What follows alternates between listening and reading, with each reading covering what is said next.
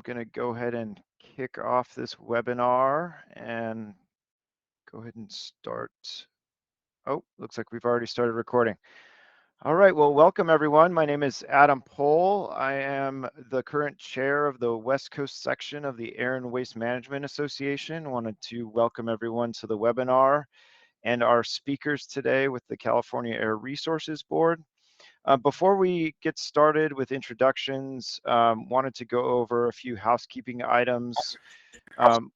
We are using the GoToMeeting platform, so everyone has access to mute and unmute themselves. I do ask you to please keep yourself on mute throughout the entire webinar.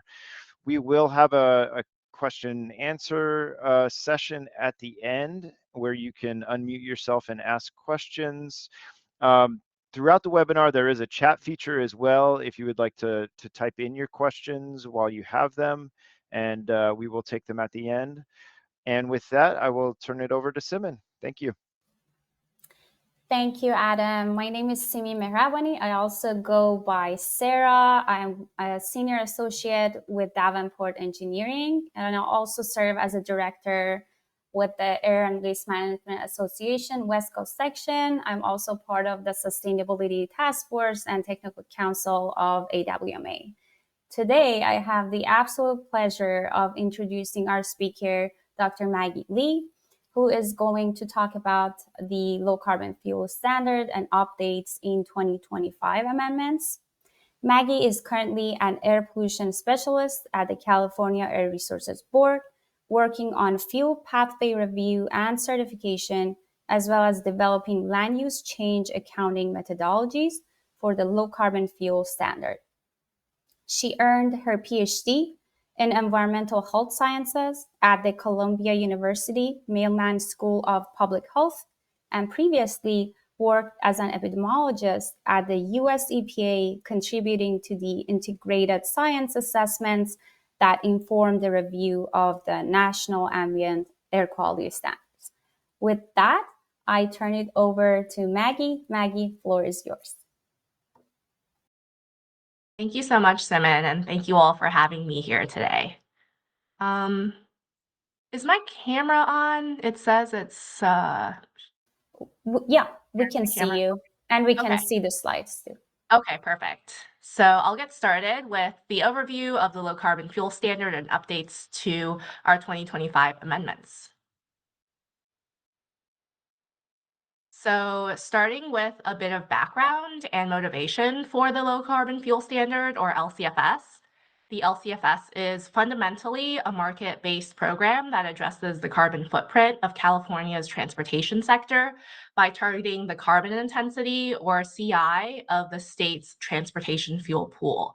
And the long-term goals of the program are really to reduce the carbon intensity by at least 30% by 2030 and 90% by 2045, using 2010 as the baseline year.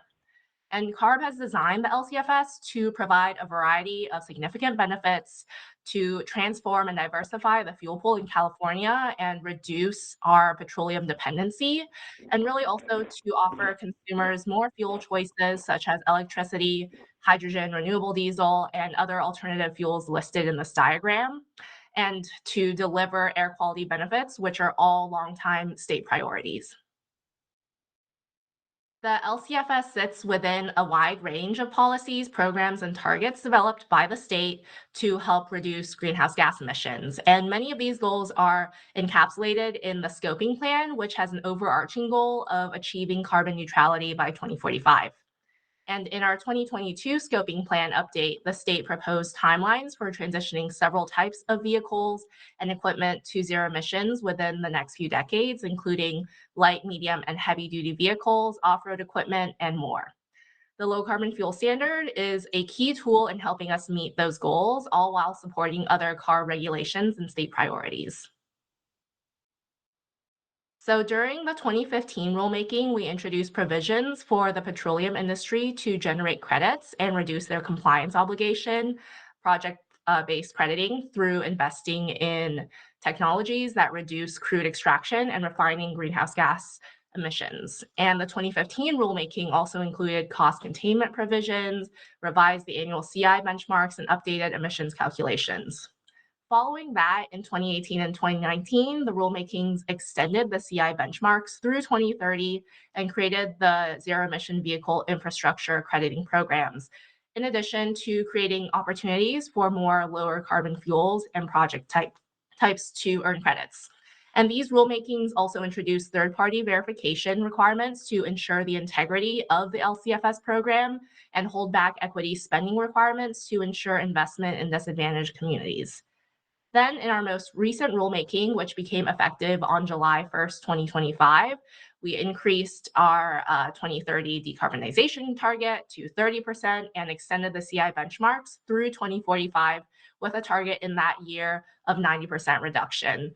And additionally, the rulemaking included updates to the ZEV infrastructure programs to include medium and heavy duty vehicle ZEVs, revisions to verification and holdback spending requirements, all while introducing sustainability guardrails for crop-based fuels. So how exactly does LCFS work, and how exactly is it targeting our carbon intensity? So through LCFS, CARB has established a declining annual carbon intensity benchmark for transportation fuels, including gasoline, diesel, jet fuel, as well as fuels that replace them. And the carbon intensity, if you don't know, is the measure of greenhouse gas emissions associated with producing, distributing, and consuming a particular fuel. It's also known as the complete life cycle analysis, or LCA. And CI is measured in units of emissions per energy output, so grams of CO2 equivalent per megajoule. And fuels with a CI that is higher than that benchmark for a particular year will generate deficits during that year. And fuels with a CI that's lower than the benchmark will generate credits. And so those credit generating entities can then sell credits back into the LCFS market and spur investments in lower carbon fuels. So because the benchmark, which is designated by the solid line in this graph, decreases each year, the same low carbon fuel will generate fewer credits by volume, while the same high carbon fuel will generate more deficits over time. So some fuels, depending on their CI, will eventually flip from becoming a credit generator to a deficit generator over time. And as the number of available credits and deficits change, the price of credits can also change. So in this way, the structure of LCFS creates a strong financial incentive to deploy only the lowest carbon fuels into California and to continually innovate to reduce the carbon intensity of existing fuels. The dashed line on this graph shows the reported CI reduction, which illustrates just how rapidly the California transportation sector has been decarbonizing.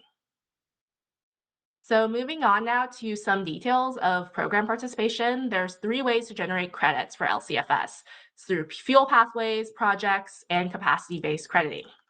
So to give a quick overview of each, under fuel pathway-based crediting, all transportation fuels need a certified carbon intensity score to participate in the LCFS, and the fuel type dictates which process is used to determine that CI score.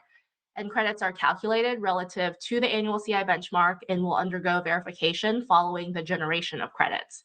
And this crediting opportunity will be the primary focus of the rest of the presentation. So I'll briefly go over the 2 other methods. So there's project-based crediting. Projects include actions to reduce greenhouse gas emissions in the petroleum supply chain, as well as carbon capture and sequestration using direct air capture located physically in the United States.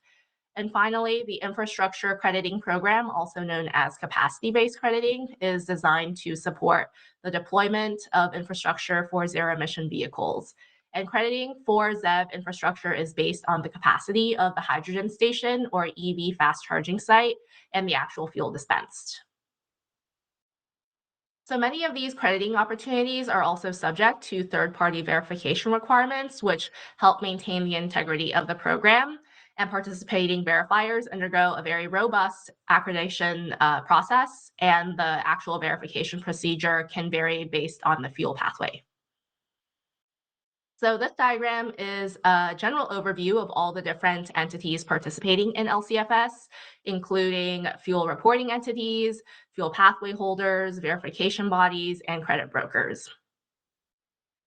So now let's zoom in a little bit about how our life cycle analyses work.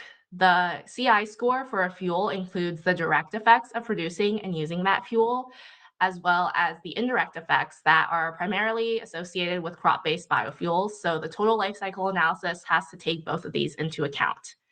And we use two models to calculate the direct effects, which are CA-GREE and OPG.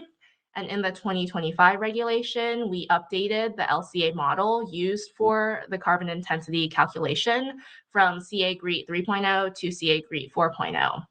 And OPG 3.0b is used to calculate an updated carbon intensity score for crude oil in Table 9 of our regulation.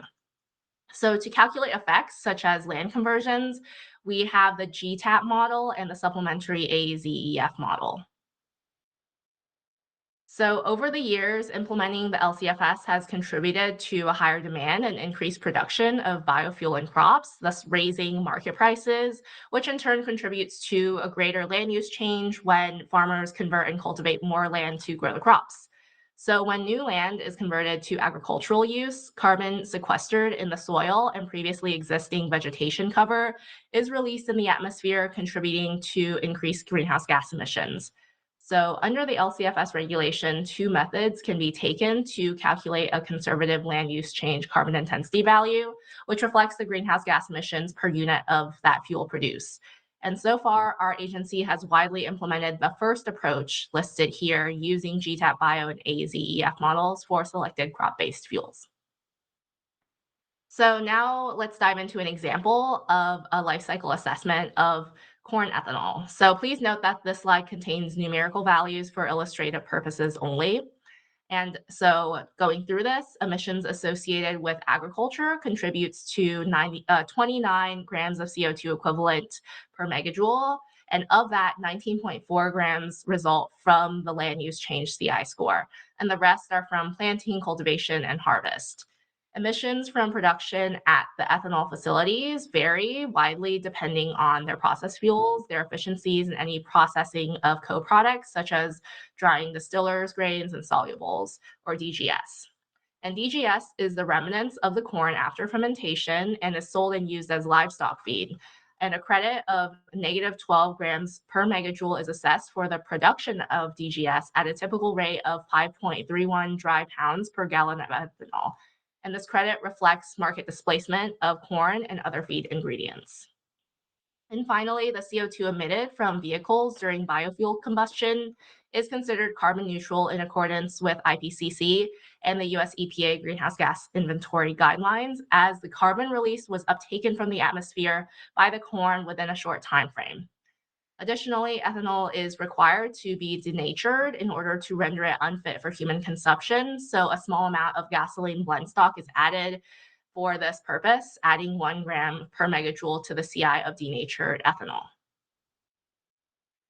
So now let's dive into more details on the main updates to the 2025 LCFS regulation. Rapid growth in renewable diesel and electricity crediting led to the actual CI of the California fuel market being well below the benchmark value for the last few years. And the associated buildup of banked credits showed support for faster decarbonization. So based on modeling performed by CARB and review of extensive stakeholder feedback regarding the appropriate speed for further benchmark declines, CARB strengthened the 2025 target by 9%. And also adjusted the 2030 benchmark from 20% to 30% decarbonization. So as this graph shows, the new benchmark schedule sets the path to a 90% reduction in carbon intensity by 2045 and remains there in the years after. The program has successfully incentivized the rapid growth in the development of low carbon fuels, and the overall CI of California's transportation fuel pool has been well below the benchmark for the past few years. And this trend shows support for faster decarbonization. So to help increase the stringency of targets, if the credit market continues to significantly outperform, the LCFS now includes an automatic acceleration mechanism that will advance all annual CI benchmarks by 1 year when the specified conditions are met. So the automatic acceleration mechanism is counterbalanced by a cost containment mechanism, which prevents the credit cost exceeding a maximum price. So this slide shows a bit of a complicated equation about how credits and deficits are calculated for fuel pathways. And to go over it simply, the calculation is based on the difference between the benchmark and the reported CI multiplied by the amount of fuel energy displaced and then converted into metric tons. So the reported CI is the adjusted CI of the fuel, accounting for the pathway CI and the energy economy ratio, or EER. Overall, a lower reported CI relative to the benchmark generates credits, while a higher CI generates deficits. In the 2025 LCFS regulation, CARB has also introduced a credit true-up provision. And this provision applies beginning with the 2025 Annual Fuel Pathway Report, or AFPR, and subsequent annual verifications when a fuel pathway's verified operational CI is lower than the CI reported during the compliance year. So the credit true-up applies to Tier 1, Tier 2, and temporary fuel pathways. And in this scenario, true-up credits equal to the difference between credits generated using the verified operational CI from the annual fuel pathway reporting and those generated using the reported CI will be deposited into the account of each applicable fuel reporting entity after August 31st for the prior year. For temporary fuel pathways, only reporting quarters with complete operational data included in the AFPR are eligible for credit true-up. Credit true-up process is intended to allow fuel pathway holders to reconcile credits based on verified operational CI or carbon intensity data. And this process applies to fuel pathway codes reported with non-liquid transaction types as well as liquid fuel transaction types associated with production in California, production for import, and import during the applicable compliance year.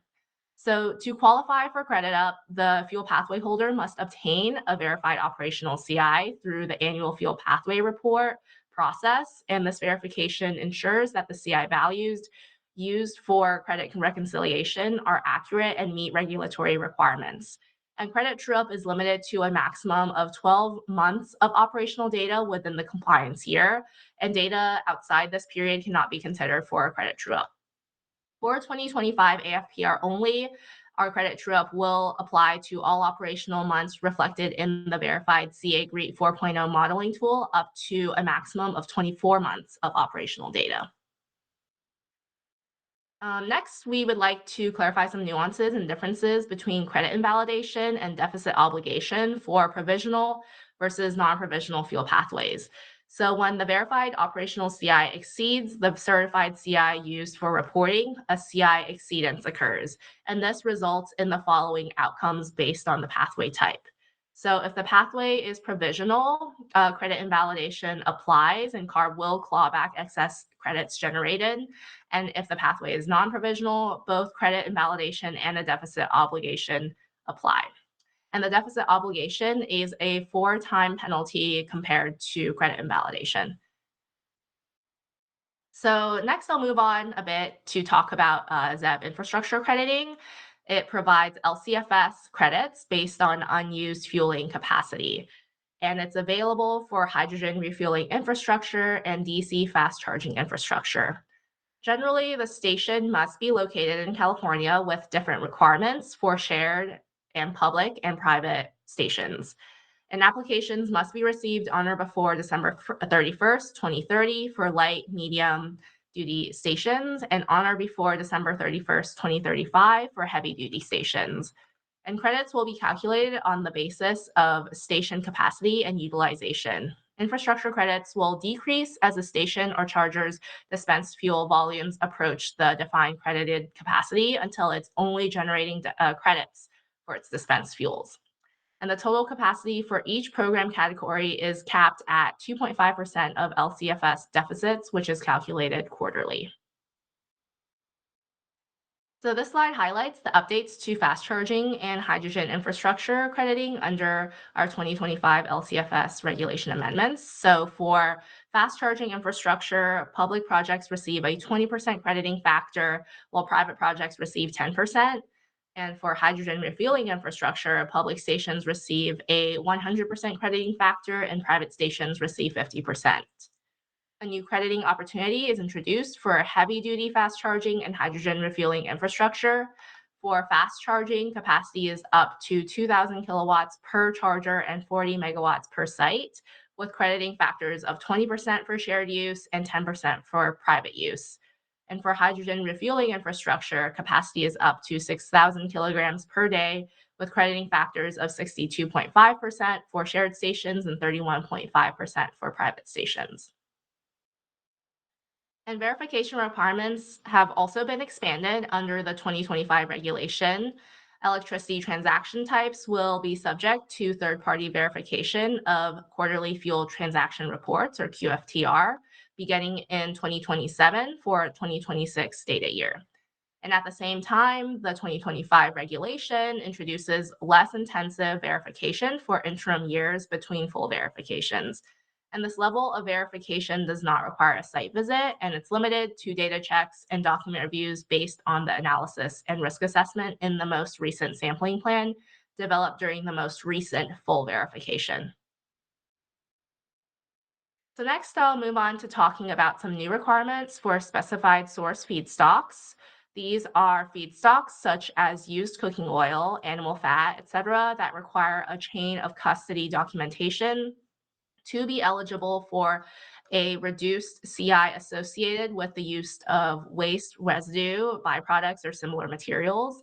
And the 2025 regulation added the following SSFs to this category listed in the bullets.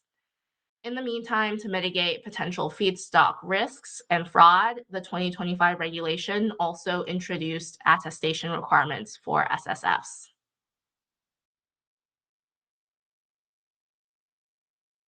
The next two slides will go over new measurement accuracy and missing data requirements. So for pathway applications, annual pathway reports, and QFTRs, missing data substitution is now based on data capture rates using Table 13 of the LCFS regulation, which is the number of valid measurement periods, such as days or months, divided by the total required measuring periods in that data year. For a small amount of missing data, you can use an average before and after substitution method, but more missing data requires a more conservative substitution method. And fuel entities with missing data that cannot use Table 13 are required to notify CARB and submit an alternative method within 10 days of report submittal. For missing data substitution, for project reports, LC/LEU reports, and MCON reports, alternate methods are required in all instances where missing data exceeds 6 months. And CARB will review the alternative method to determine if it meets the plus or minus 5% accuracy requirements.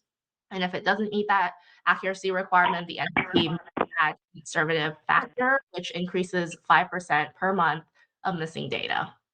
And for all applications and reports, if alternative method requests are submitted late, no reporting entity may generate LCFS credits within that time period for which there is missing data.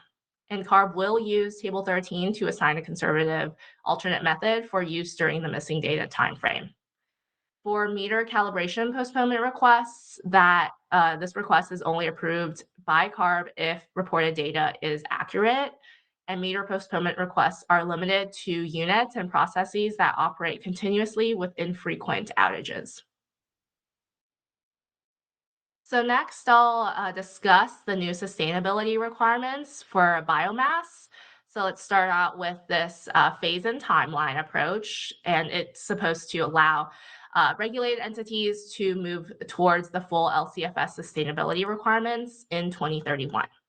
So this table shows quite generalized view of the requirements under the phase-in approach. Fuel reporting entities are required to source biomass from land that was not cleared or cultivated from 2008 and must maintain attestations.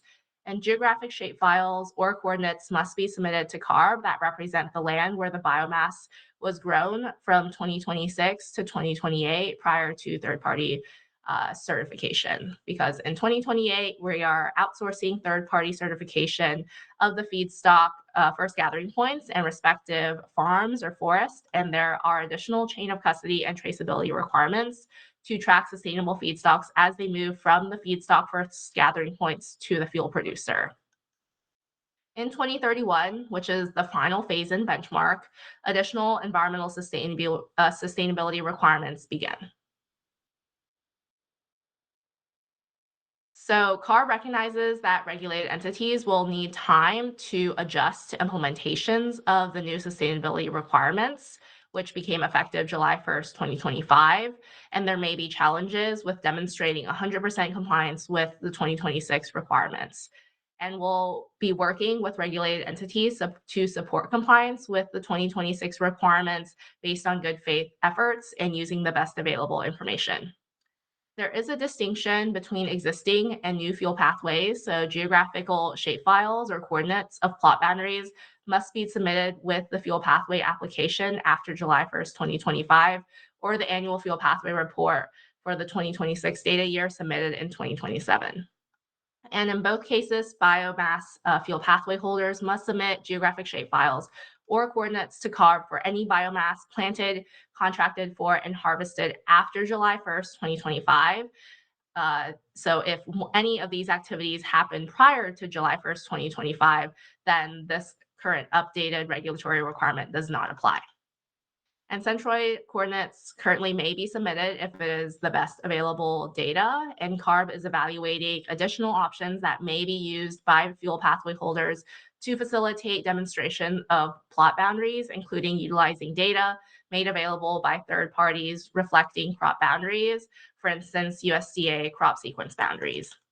And biomass encompasses all crop-based and forestry-based materials used for feedstocks for finished fuel and/or process energy. And the regulation now includes language related to forest-based biomass. There is a newly defined specified source feedstock called forest biomass waste. So forest biomass waste is eligible as an SSF if it is from forestry residues generated as a result of activities that are conducted for the purposes of wildfire risk reduction, forest health restoration, and for the protection of critical infrastructure such as power lines and evacuation routes. It must also be sourced from non-industrial forest land in recognition of the fact that forest health restoration and wildfire risk reduction treatments are needed on public lands and unmanaged lands. Additionally, the regulation includes a certification mechanism that is separate from the use of Executive Office approved certification systems for forest-derived biomass fuel pathways. So if forest-derived biomass is sourced from forest land that meets the general eligibility requirements from CARB's forest offset protocol, the forest-derived biomass may be used for transportation fuels. There are additional attestation letter and geographical shapefile requirements under this certification mechanism that must be submitted to CARB. And it's important to note that these designations do not specify the CI of the forest biomass feedstocks. It's assessed during the pathway application process based on applicable data. In contrast, forest biomass waste is a specified source feedstock and is not subject to the sustainability requirements, but it must meet the regulatory requirements for specified source feedstocks. An additional guardrail that was introduced is the failure to meet sustainability certification requirements for biomass triggers the assignment of ULSD or California Ultra Low Sulfur Diesel or CARBOB, which is California Reformulated Gasoline Blend Stock for oxygenate blending. And the CIs for the finished fuel developed from an eligible biomass. Palm oil or palm derivatives are also ineligible for LCFS credit generation and must be reported as ULSD or CARBOB. So while the majority of biomass-based diesel is still derived from waste oil, since 2020, the use of crop-derived biomass-based diesel has increased over the course of the LCFS, and a rapid increase in vegetable oil demand for biofuel production without appropriate guardrails could potentially introduce a feedstock supply and land use problem. So the LCFS now includes a limit on crediting for biomass-based diesel produced from soy, canola, and sunflower feedstocks. This isn't a volumetric cap and therefore does not limit biodiesel or renewable diesel use in California. The quantities greater than 20% can still be reported with at least the benchmark CI, and quantities greater than 20% can also be used out of state and in other programs. And for companies that submitted a pathway for certification prior to July 1st, 2025, crediting limit will take effect July 1st, 2028. Instead, it limits crediting for these feedstocks to 20% of each of the producer's total production. So if a producer uses these feedstocks in excess of 20% of the bio-based diesel production, those additional fuel quantities will not earn any credits.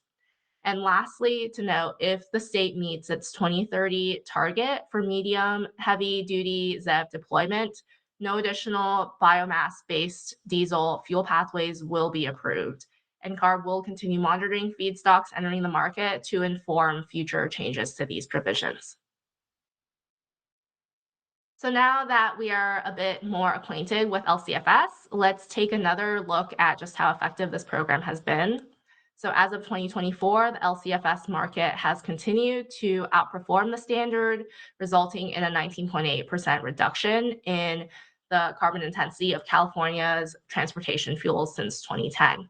And in that time, over 35 billion gallons of petroleum fuels have been displaced by low carbon fuels, and 75% of fossil diesel was displaced by biomass-based diesel, delivering air quality and climate benefits for all Californians.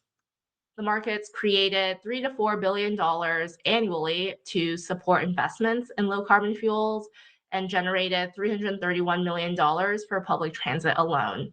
The LCFS program has supported over 200 alternative fuel producing companies, increasing competition in the fuel market, and provided financial assistance for vehicle purchases at both the state and local level, making EVs more affordable and accessible.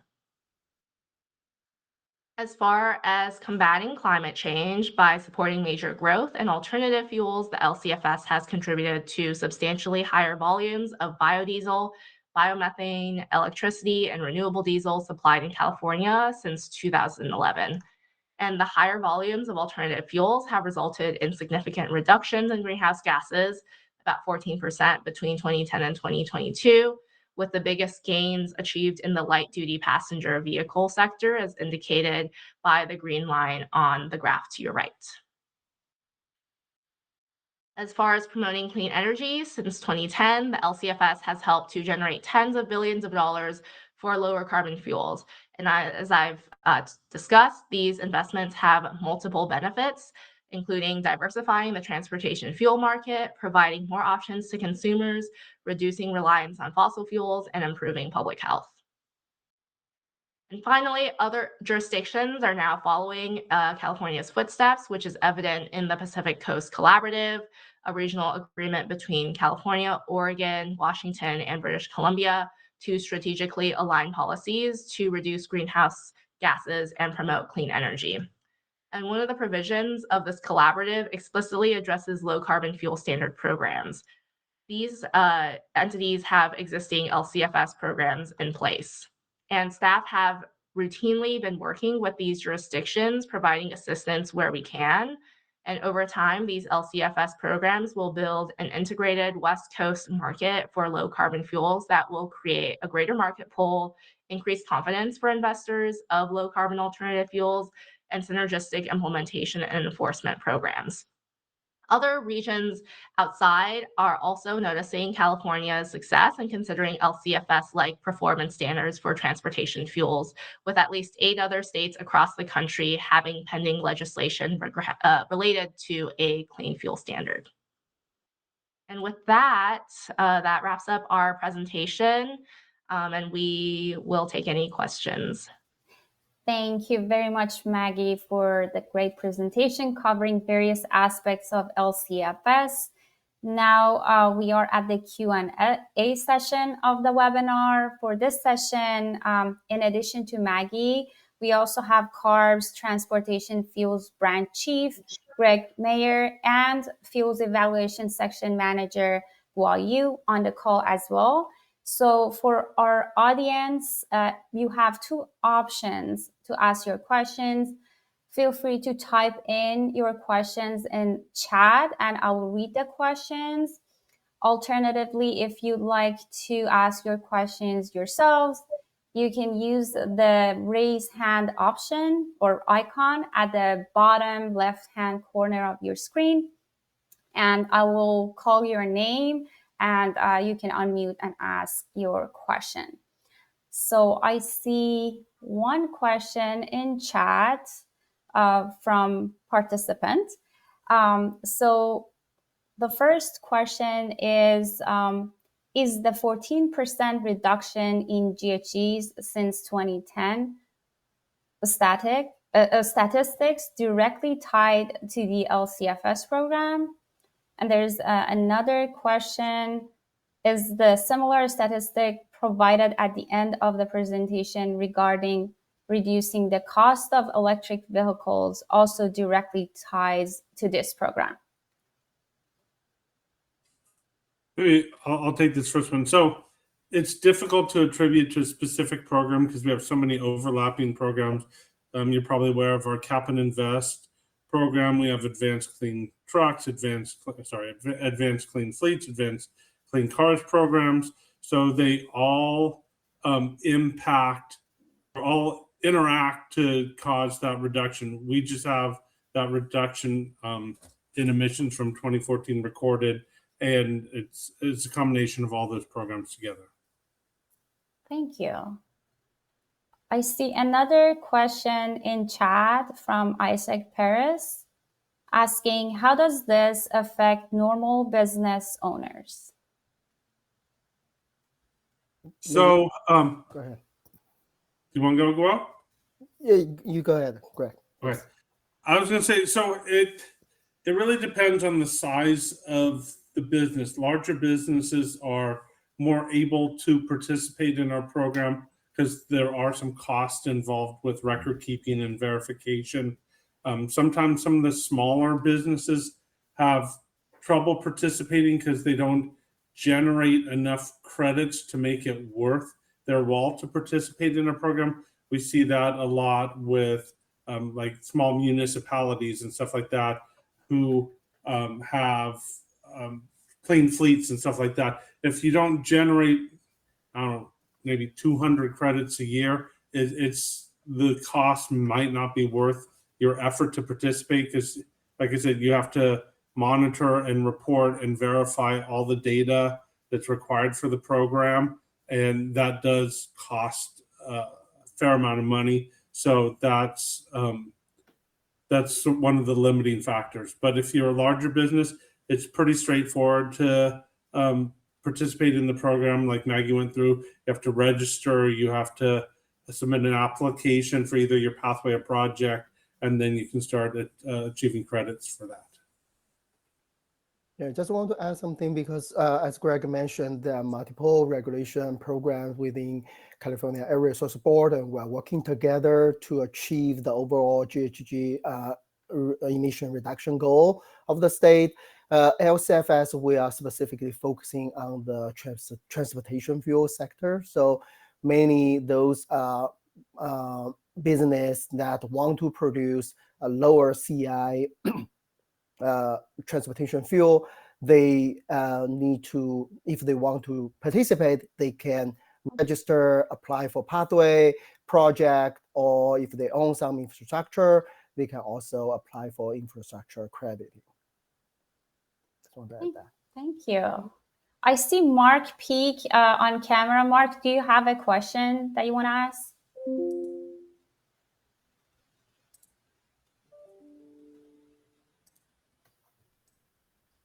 I can unmute you if, let's see.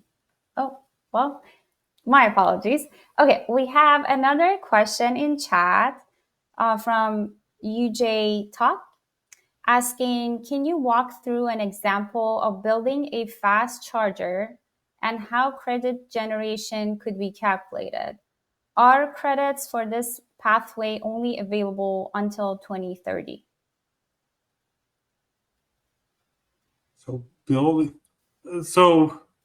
we don't get involved in like any of the building or anything like that, but we offer credits for both the electricity that is used for charging, and we offer credits for the infrastructure, the capital expenses for the infrastructure.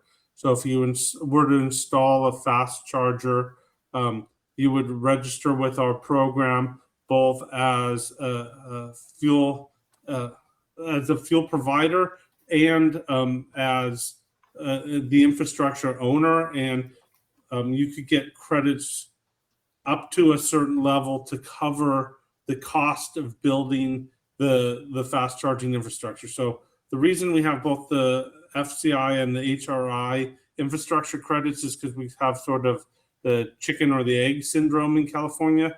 Nobody's going to build infrastructure unless there's a lot of either hydrogen vehicles or electric vehicles, and nobody's going to buy a hydrogen vehicle or electric vehicle until there's a lot of chargers available in California.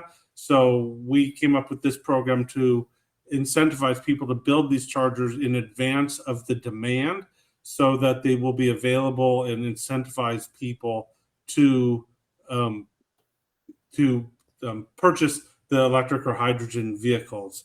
I don't think there is any cutoff at 2030 for FCI or the charging crediting. I'm not sure where that came from. I don't know if you know, Guo or Maggie. Right. Maybe it's confusing because we said for FCI and HRI that you need to submit your application before okay. 2030, but the crediting will not end at that time. Yeah. Yeah. Thank you. And UJ has a follow-up question. How can you see who is getting credits for fast charging or hydrogen fueling? We have a dashboard. I'm not sure it goes into, we definitely do not put the number of credits any individual gets because we consider that confidential business information. We do have all the pathways and projects listed. I'd have to check to see what we published for the FCI HRI crediting, and what we will be doing for that. I don't know if you're familiar with what we do for that. Not really, but I think if we, I mean, some of the data, as Greg mentioned, you can maybe you can review that on our data dashboard.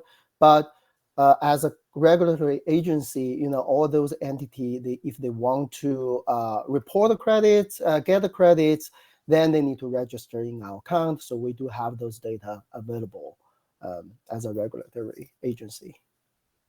I'm not sure whether that's sufficient for this question, but.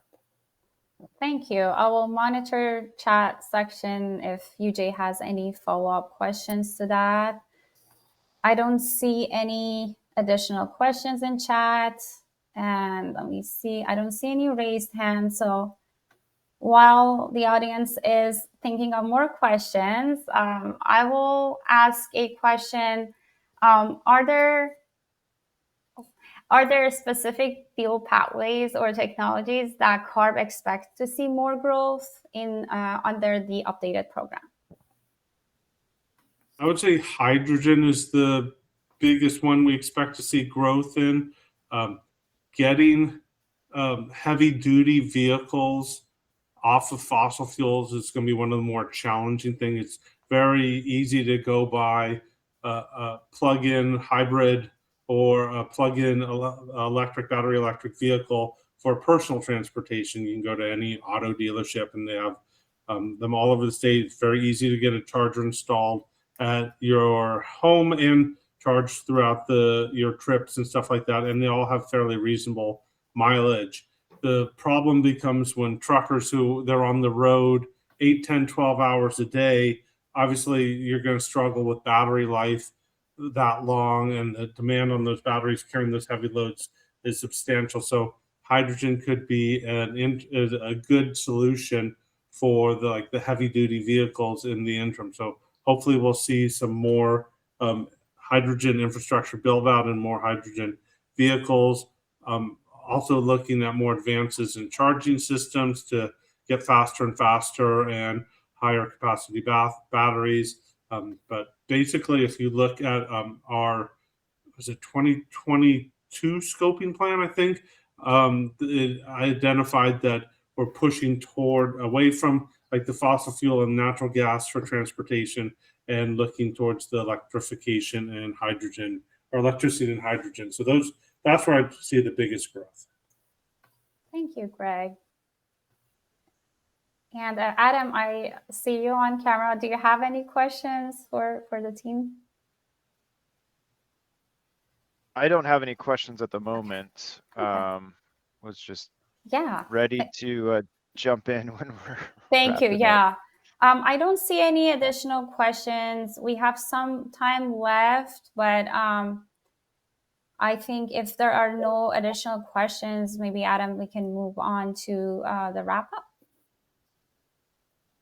But maybe I can jump into, and if anyone has questions, feel free to reach out to any of the three of us, and we can get you the information about your question.